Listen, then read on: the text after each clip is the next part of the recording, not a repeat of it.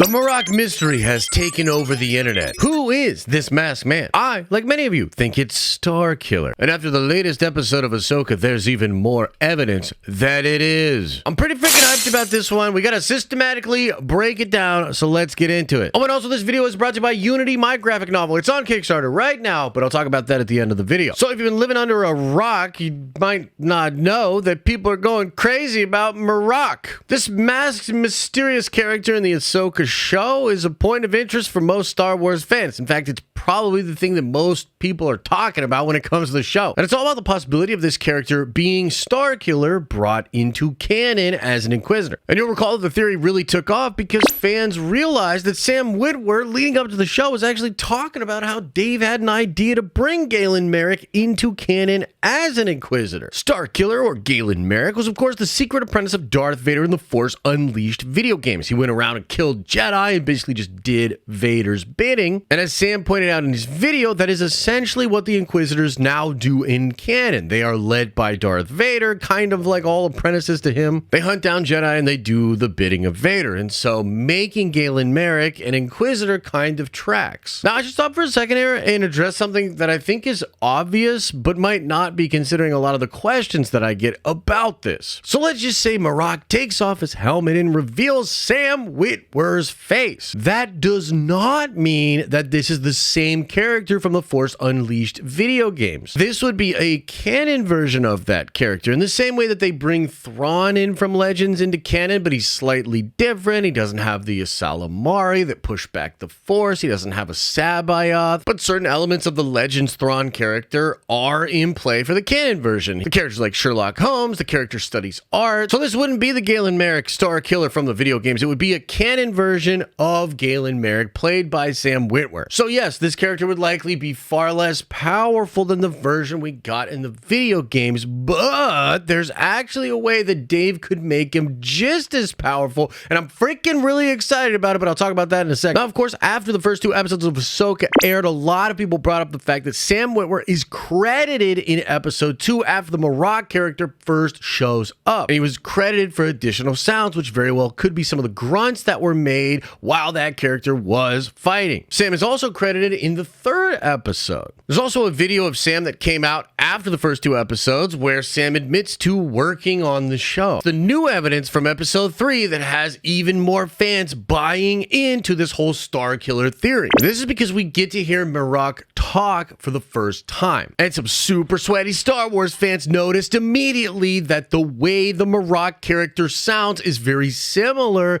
to the way that Starkiller sounded in the DLC. This was like an additional part of the game where you could be a full-on Sith Lord and he had his mask on and a voice changer. It was crazy. Like you actually forced Luke Skywalker to be your apprentice. Here's a clip that's going around that compares the voice of that old Starkiller thing and the voice of Marrok. We meet at last, son of Vader. Nothing. Very good. My apprentice. Now, obviously, this isn't a smoking gun. It's just one more piece of evidence that you can throw on the other pile of evidence that suggests that Starkiller's brought in to canon via the Marrok character. But I think it's really important to mention that this is a very Dave thing. Not only does Dave absolutely love the expanded universe and a lot of the old Star Wars stuff, and he's always trying to bring it back into canon. Like, there are sketches out there about Dave wanting to bring the Yuuzhan Vong into Clone Wars. He actually did pre-viz animation for episodes of the Clone Wars that were going to bring Revan in. So it's a super Dave Filoni thing to bring in old expanded universe stuff into canon. But on top of that, Dave also loves to tease Star Wars fans. He's somewhat of a showman, a little bit of a Sith Lord in the way that he likes to hide things. Like famously when he was at Star Wars Celebration and he had a shirt on that said Ahsoka Lives with a question mark, and then he randomly changed it to Ahsoka Lives with an exclamation point because Dave loves having fun with this sort of stuff and teasing it out. And I mean, Marrok even sounds like Marrok. Like that's a big clue right there. And he has this masked character right in front of us with the voice that sounds like the Galen Marrok from the video games. Like I said, I'm even more convinced that this is going to be Sam Witwer. It's probably going to get revealed in the next episode, and the entire internet's going to lose their mind. But again, there will be some people a little frustrated because this is going to be a depowered version of the character, and they're going to be like, well, this isn't even Starkiller. It's Starkiller in name only. He's an Inquisitor. He's not nearly as cool or powerful as the character I remember from the video games. But as I said before, there's a way that they could actually accomplish this. And slight spoiler warning here, we have to talk about some leaks for the Ahsoka show and what's going to be happening in the back half of the show. But essentially, we're going to this new galaxy, and within this new galaxy, the Force is going to be utilized differently than it is in our known galaxy. To the point that you're going to have some Night Sisters in the new galaxy helping Thrawn resurrect dead stormtroopers and hold them together with magic. And on top of that, Ezra Bridger is supposed to have some new knowledge and some new moves. He doesn't even need a lightsaber anymore. He's just using Force karate and maybe some of the crazy magic from this new galaxy to do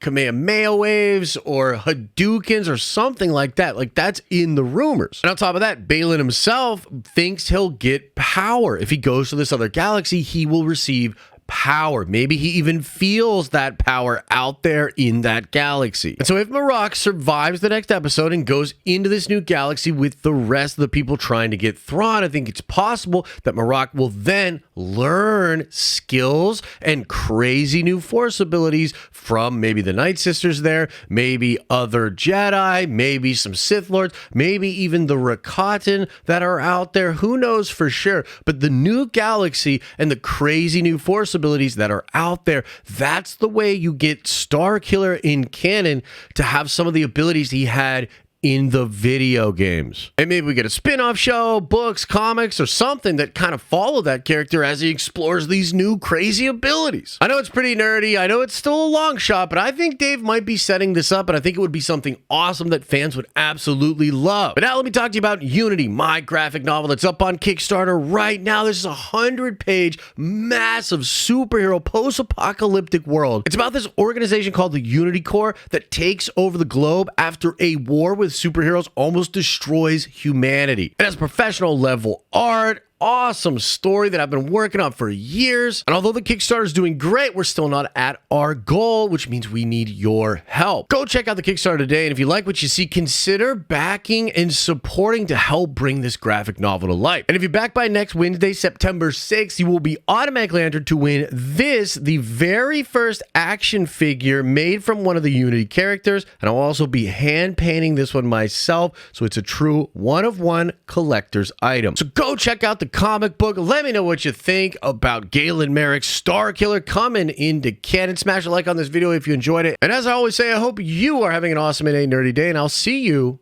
in the next video.